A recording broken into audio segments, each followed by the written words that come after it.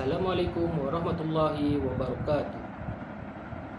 Nama saya Syafiq Asraf bin Muhammad Asri daripada kelas Radiologi 3B. Alhamdulillah, hari ini saya ingin berkongsi sedikit tadabbur daripada surah Al-Mulk, satu surah yang penuh dengan pengajaran tentang kekuasaan dan kasih sayang Allah kepada hamba-hambanya. Surah ini mengingatkan kita bahawa kehidupan di dunia hanyalah satu ujian untuk melihat siapakah antara kita yang benar-benar beramal dengan sebaik-baiknya. Setiap ayatnya membawa mesej yang mendalam tentang keberuntungan kita kepada Allah dan bagaimana kita sepatutnya merenung ciptaannya sebagai tanda kebesaran dan rahmatnya. Jadi, marilah kita sama-sama menghayati maksud dan pengajaran daripada surah Al-Mulk ini. Semoga ia menambah keimanan kita dan menjadikan hati kita lebih dekat dengan Allah Subhanahu Wa Taala. Jom kita mulakan tadabbur kita pada hari ini. A'udzubillahi minasyaitonirrajim. Bismillahirrahmanirrahim. Tabarakallazi biyadihil mulk wa huwa ala kulli syai'in qadir. Allazi khalaqal mauta wal hayata liyabluwakum ayyukum ahsanu amala wa huwal azizul ghafur. Allazi khalaqa sab'a samawatin tibaqa ma tara fi khalqir rahmani min tafawut farji'il basara hal tara min futur summa rji'il basara karrataini yanqalib ilaikal basaru khasi'an wa huwa hasir. Walaqad zayyana as-samaa'a ad-dunya bimasabiha wa ja'alnaha rujuman lisyayatin wa a'tadna lahum 'azabas sa'ir. Walillazina kafaru bi rabbihim 'azabu jahannam wa bi'sal masir. Iza ulku fiha sami'u laha shahiqan wa hiya tafur takadu tamayyazu minal ghaiz kullama ulqiya fiha fawjun sa'alahum khazanatuha alam ya'tikum nazir. Qalu bala qad ja'ana nazirun fakazzabna wa qulna ma nazzalallahu min syai'in in antum illa fi dalalin kabir. Wa qalu law kunna nasma'u aw na'qilu ma kunna fi ashabis sa'ir fa'tarafu bi dhanbihim fasuhqan li ashabis sa'ir. Innal ladzina yakhshawna rabbahum bil ghaibi lahum maghfiratun wa ajrun kabir. Wa asirru qawlakum aw ijharu bih innahu alimun bizatis sudur. Ala ya'lamu man khalaqa wa huwal latiful khabir. Wallazi ja'ala lakumul arda zalulan famshu fi manakibiha wa kulu min rizqihi wa ilayhin nusyur. Amintum man fis samai an yahsifa bikumul arda fa iza hiya tamur am amintum man fis samai an yursila alaikum hasiba fasata'lamuna kaifa nazir. Walaqad kazzabal ladzina min qablihim fakaifa kana nakir. Awalam yarau ila at-tayri fawqahum saffatin wa yaqbint ma yumsikuhunna illa ar-rahman innahu bikulli syai'in basir. Amman hadzal ladzi huwa jundul lakum yansurukum min dunir rahman inil kafiruna illa fi ghurur. Amman hadzal ladzi yarzuqukum in amsaka rizqah bal lajju fi utuwin wa nufur. Afaman yamsi mukibban ala wajhi ahda amman yamsi sawiyan ala siratim mustaqim. Qul huwallazi ansha'akum wa ja'ala lakumus sam'a wal absara wal af'idah qalilan ma tashkurun. Qul huwallazi zara'akum fil ardi wa ilayhi tuhsyarun. Wa yaquluna mata hadzal wa'du in kuntum shadiqin. Qul innamal ilmu indallahi wa innama ana nazirun mubin. Falamma ra'aw zulfatan si'at wujuhul ladzina kafaru wa qila zallazi kuntum bihi tad'un. Qul ara'aytum in ahlakani Allahu wa man ma'i aw rahimana faman yujirul kafirina min azabin alim. Qul huwa ar-rahmanu amanna bihi wa alayhi tawakkalna fasata'lamuna man huwa fi dhalalin mubin. Qul ara'aytum in asbaha ma'ukum ghawran faman ya'tikum bima'in ma'in. Sadaqallahul azim. Untuk tadabbur kali ini, saya memilih 3 ayat terakhir daripada surah Al-Mulk, iaitu ayat 28, 29 dan 30. Saya memilih ayat-ayat ini kerana ia mengandungi peringatan yang sangat mendalam kepada kita semua tentang kekuasaan Allah dan nikmat-nikmat yang sering kita lupa untuk syukuri.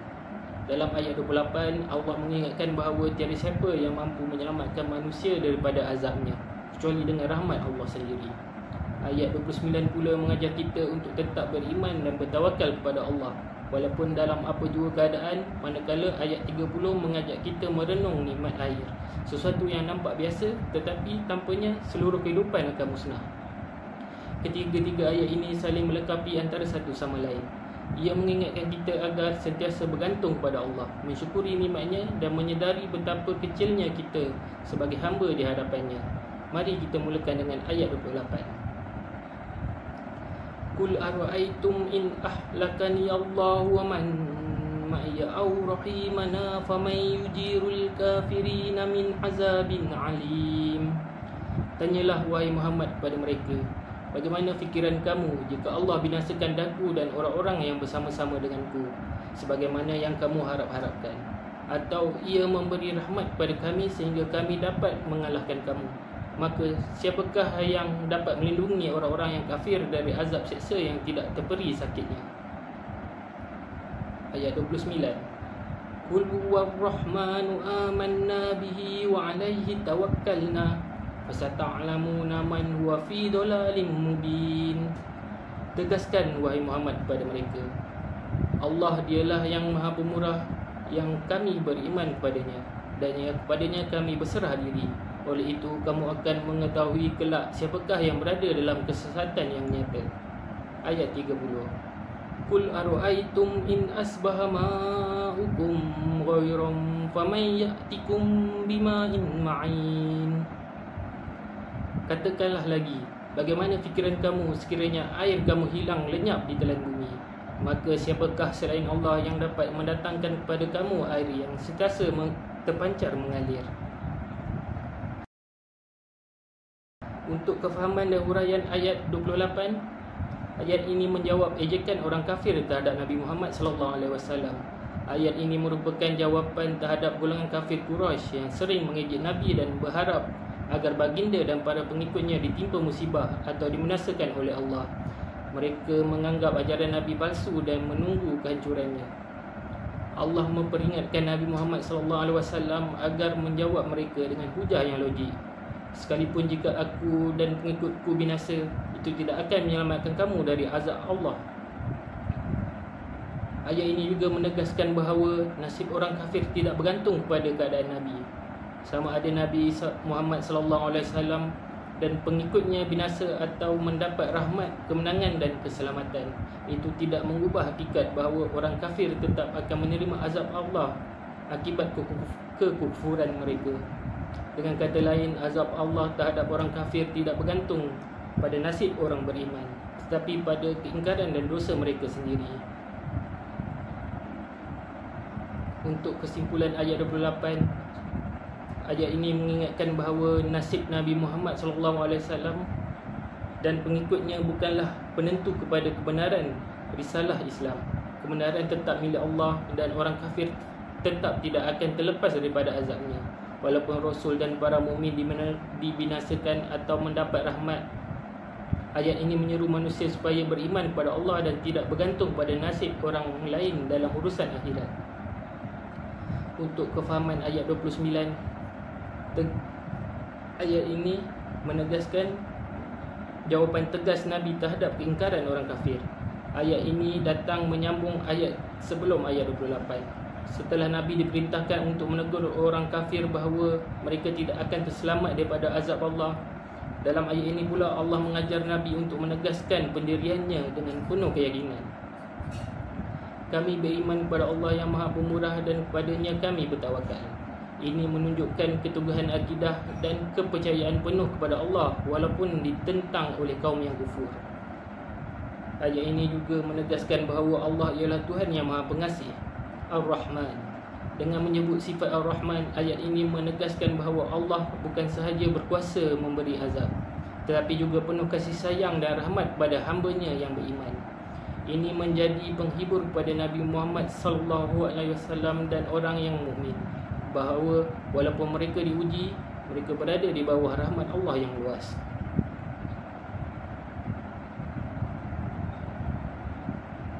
Ayat ini juga memberi amaran kepada orang kafir. Ayat ini diakhiri dengan firman, maka kamu akan mengetahui kelak siapakah yang dalam kesesatan yang nyata. Maksudnya pada hari kiamat nanti orang kafir akan sedar siapakah sebenarnya yang berada di jalan yang benar dan siapa yang sesat. Namun ketika sudah terlambat untuk mereka kembali kepada kebenaran. Ini adalah peringatan keras terhadap penuh hikmat agar manusia berfikir dan memilih jalan iman sebelum terlambat. Kesimpulannya, surah Al-Mulk ayat 29 menegaskan bahawa orang beriman hanya bergantung kepada Allah yang Maha Pemurah, beriman kepadanya dengan penuh keyakinan dan berserah diri kepadanya dalam setiap urusan. Ayat ini juga memberi amaran bahawa kelak akan terbukti siapa yang benar dan siapa yang sesat. Ia menyeru manusia agar kembali kepada Allah dengan iman dan tawakal sebelum datangnya pembalasan. Untuk kefahaman ayat 30, ayat ini adalah ayat memberi seruan untuk berfikir tentang nikmat Allah yang asas. Ayat ini menutup surah Al-Mulk dengan soalan yang menyedarkan manusia tentang kebergantungan mereka kepada nikmat Allah, khususnya nikmat air, sumber kehidupan bagi semua makhluk. Allah menyoal manusia, jika air yang kamu minum dan gunakan setiap hari hilang, siapakah yang mampu mengembalikannya selain Allah? Ayat ini menegaskan tentang kekuasaan dan kebergantungan manusia kepada Allah. Air disebut sebagai contoh nikmat penting yang menunjukkan kekuasaan Allah dan kelemahan manusia. Jika Allah menahan air daripada keluar dari bumi, tiada teknologi atau kekuatan manusia yang dapat mengembalikannya. Ini menunjukkan bahawa manusia sepenuhnya bergantung kepada rahmat dan izin Allah untuk terus hidup. Maka ayat ini menjadi peringatan agar manusia tidak sombong dan ingkar terhadap pencipta mereka.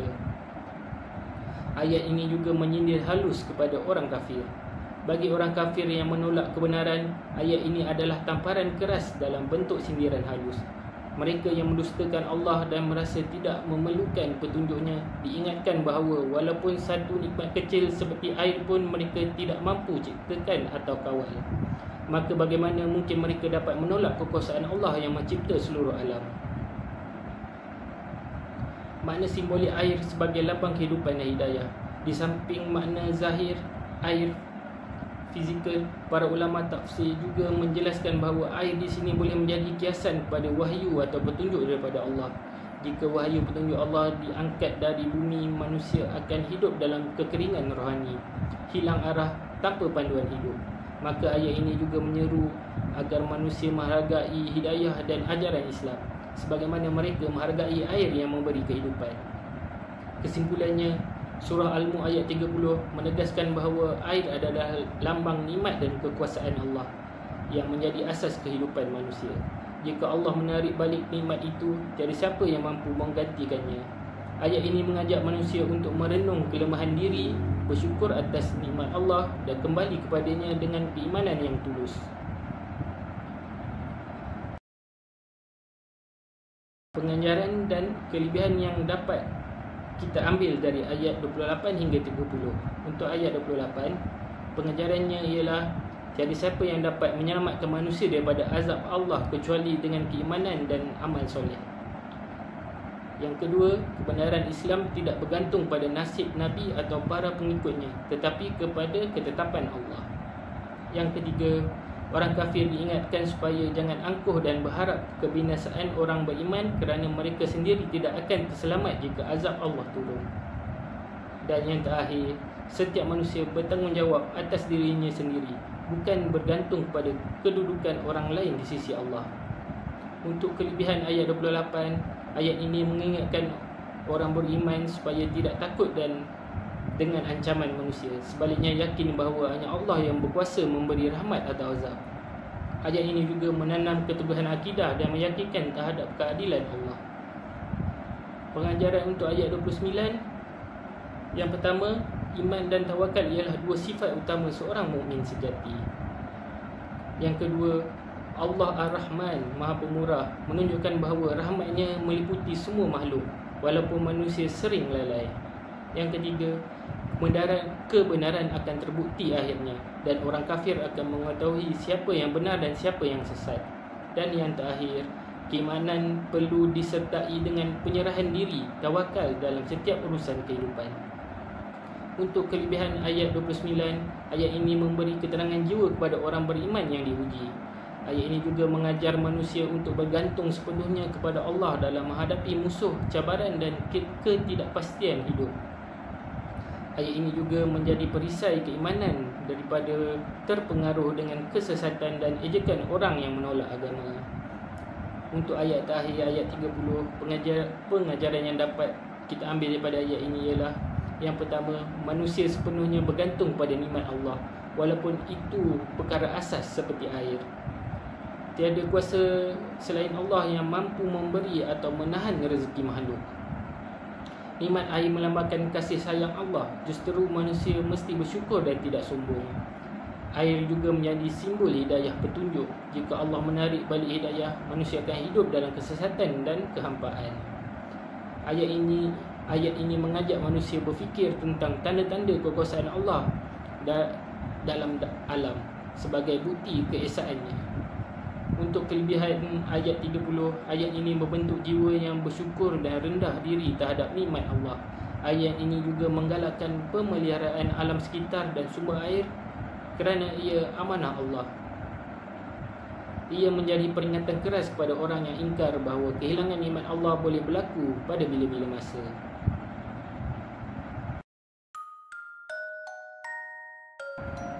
Sedikit nasihat saya sebelum saya menamatkan video tadabbur saya pada hari ini. Surah Al-Mulk mengingatkan kita bahawa hidup di dunia ini hanyalah satu ujian. Setiap nikmat yang kita ada, nyawa, rezeki dan masa, semuanya datang daripada Allah dan boleh ditarik pada bila-bila masa. Maka janganlah kita hidup seolah-olah dunia ini tempat kekal jika jadikan ia ladang untuk akhirat. Apabila kita melihat alam, langit yang luas dan bumi yang subur, ingatlah, semuanya itu bukan dicipta tanpa tujuan. Allah mahu kita berfikir, bersyukur dan tunduk kepadanya. Surah ini juga mengajar bahawa tiada siapa yang boleh menyelamatkan kita dari azab Allah, melainkan rahmatnya sendiri. Jadi marilah kita sama-sama memperbaiki diri, memperbanyakkan istighfar, kuatkan solat dan amalkan surah Al-Mulk setiap malam sebelum tidur. Kerana Rasulullah SAW bersabda bahawa surah ini menjadi pelindung daripada azab kubur. Semoga Allah jadikan kita hamba yang sedar, bersyukur dan sentiasa mengingatinya. Assalamualaikum.